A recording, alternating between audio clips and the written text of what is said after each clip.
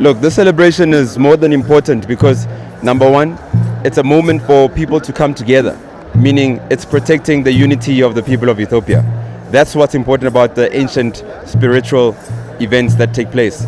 And again, it also shows that Ethiopia, from what the international media is saying, it's very different because people are here in thousands of numbers, all coming to do the same thing, believing the same thing, singing the same song, appreciating the same thing under the same sun. So it's just amazing to see so much unity amongst the Ethiopians, so much peace, so much happiness, so much spiritual leadership. I mean, you look at the priests, you've got different types of priests that came out to come to this event. You've got different types of people from Ethiopia, different regions in Ethiopia who came out here. The traffic is just incredible. And for me, that's important because it shows that the leadership of Ethiopia is making sure that the people are getting what the people want.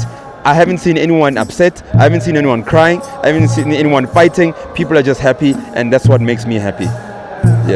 Yeah, it's important because as Africans, we come. There's a lot of things that are common factors in our cultures. And Ethiopia, because it's one of the countries that were not colonized in Africa, it tells you that the African culture, a lot of the African culture is in Ethiopia.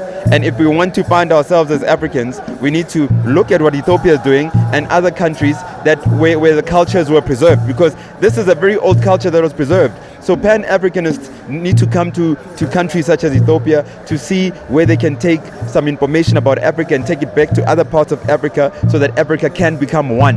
Because Ethiopia is doing well. I mean, with the unity flag, it's one, not regions, not 9 different flags, one flag. So Africa can ultimately have one currency, one language, we use one money, and we can be a serious power nation and a power continent that even Europe and the West and Asia, they borrow things from us. We help them, not the other way around. We're too rich as a continent for us to be helped all the time. So the young people of Ethiopia and the young people of Africa, I'm saying that we should look into supporting the leadership of Dr. Abiy. Why? Because he is the youngest president in the continent. And once we can start having more young presidents in the continent, then we will be able to face and challenge and compete with young, fresh minds against Europe, against the West, against Asia, and make sure that Africa becomes a strong continent to be reckoned with. No, it's great because we don't... Personally, I'm not scared of junta or TPLF. I'm not scared of those people because I stand with the people, and you can see the people are here. I stand with the people. Even if those people come and attack me, I don't care. Even if it means I must die for the people of Ethiopia and I must die for the leadership of Dr. Abiy, it's fine. Let me die for it. I don't mind. But I don't live with fear. I don't have any fear in my heart. So me disturbing their programs and disturbing their propaganda and making sure that I tell the truth and the whole world knows the truth and their propaganda stops, that's fine with me. That makes me feel great as an African, and it's an example of how everyone in Africa should behave. Whenever a country has a problem in Africa, we must all stand up and go support that country. But in the meantime, the message is clear. We're not scared of junta. We're not scared of TPLF. I do not care. We will even come and support Dr. Abiy. If this takes too long, our people will come and fight themselves because it seems as if there's too much diplomacy. There's too much talking. We can't talk when people are threatening our people. Our people come first. And if these forces continue to threaten our people, we, the young people of Africa, we will come to this country and we'll fight and we'll sort it out. Until then, we're giving them a few months to sort it out. If it's not sorted out, we are coming. When I go back to South Africa, the first thing I'm going to tell my people is that there is no cultural difference between Ethiopia and South Africa. We are actually one, more than anything.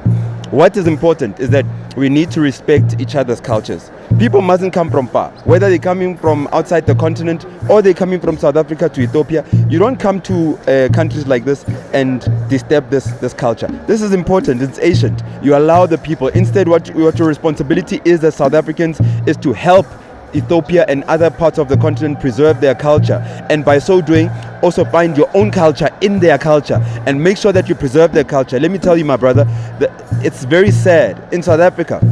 When you ask a young person, what's the history of South Africa? They tell you about white people. It's not our history.